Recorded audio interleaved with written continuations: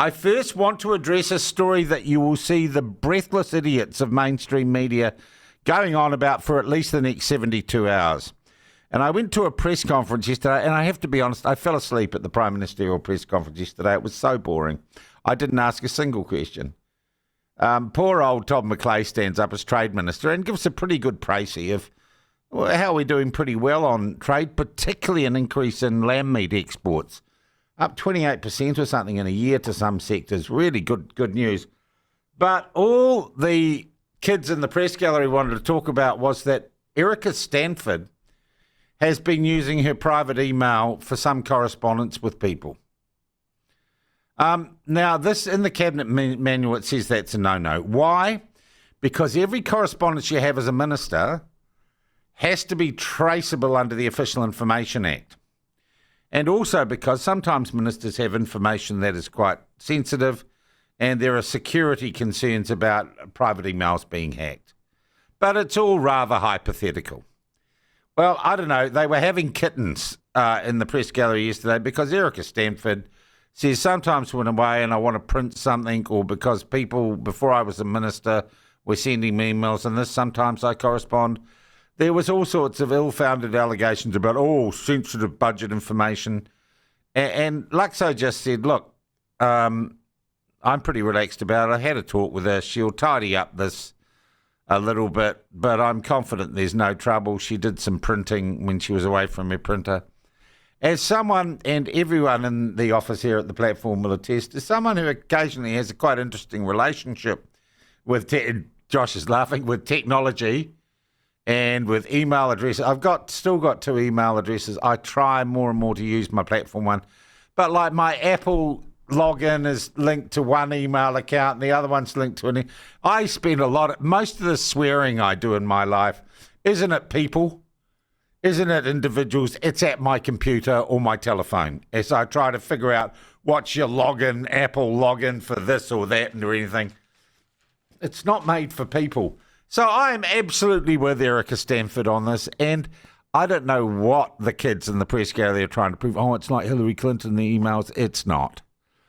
But the great thing, isn't it, for you guys, that story isn't about Bussie Doyle or anything that New Zealanders care about or about gender education. You just want to find anything else that's bad for the government that you can talk about because that's the way your minds work. So I'd ignore that story over the next wee while. I do have, and they didn't ask a single question about one of the biggest stories in the country that I'm going to bring you totally up to date with right now. There has been a battle for the heart and soul of NZME, the largest and most influential privately owned, privately held media company in this country. NZME operates the Herald, the country's largest newspaper and Journal of Record newspaper, and the ZB Talk Network, the biggest, meanest radio brand in the Valley, along with a number of other radio brands, about half of those commercially successful ones, and a number of small newspapers, along with One Roof, an online real estate business, advertising business. Well, it appears, and you can expect this morning, that Barbara Chapman, the chairman of NZME, will resign, or announce that she will resign at the annual general meeting in June. Barbara Chapman, a DEI and Pride and Rainbow Tick advocate, had been identified by some shareholders as a barrier to the commercial success, and the board, a barrier to the commercial success of the NZME group.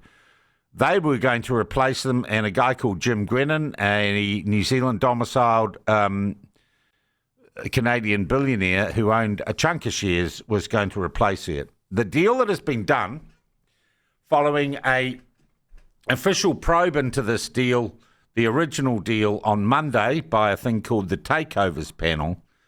It appears the Takeovers Panel is not going to intervene, but a compromise has been done. And Barbara Chapman will announce this morning that she is stepping down as head of NZME. And it is widely expected that the nomination from shareholders for the new chair will be former National Cabinet Minister Stephen Joyce. So Stephen Joyce will take over the chairmanship. My understanding, this is being run by Safiro, which is I think the largest single shareholder. They're in Australia, though. They're an Australian venture capital firm. So what will happen to NZME? It will be run essentially at the behest of a bunch of foreign capital, at a bunch of foreign businessmen, Australian businessmen. That will happen. Some other board members will be replaced. Barbara Chapman rides off into the rainbow sunset. Jim Grennan doesn't get quite what he wanted, but there is the possibility of change. Will it stop people like David Fisher and Simon Wilson writing rubbish? Probably not. Will it stop the homepages of the Herald being basically curated and edited by AI bots? Probably not. Will it make NZME the sort of responsive, reflective and modern media company it needs to? In a business sense, that is possible. Joyce has got good chops, not just as a politician, but in the media business space. So a win for progress, I think. God, I hate to use I hate to use the word, but time will tell on that. Does it mean that the unions and those who have controlled the editorial policy of the Herald in particular to keep it writing woke claptrap, will they stay there? I think they'll try to. And I think the possibility for genuine change in one of our major media organisations, change for the better, has probably been lost. But Barbara Chapman, you should have gone a long time ago. The fact that you held on to this point, and clearly what was happening was the Takeovers panel wasn't going to save you, Barbara, and you're gone. You're gone this morning, I understand. She'll announce that she will step down in June. Joyce will be announced that he'll be the nominee by this group of shareholders, and we'll see what happens. And there you go. You heard that here. I think it was behind the paywall at the Herald, or a version of that story. It's being openly reported in Australia, I must say, by Australian business magazines, because they're talking to the Australian investors. And I do think it's a pity.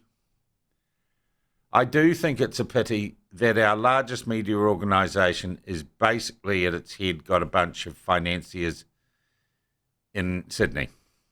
I think that is a pity. I would like to remind you that 3 years on, the platform is still 100% Kiwi owned.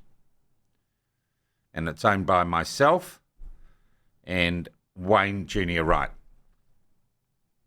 And we're at, and the buck stops with us, and the editorial buck stops with us, and it all stops with us. So you know who you're dealing with. NZME, you're dealing now with a former National Party cabinet minister appointed at the behest of an Australian investor. But it's better than what we had, which was a rainbow tick gone mad DEI organisation. Will their journalism improve? God, we can only hope so.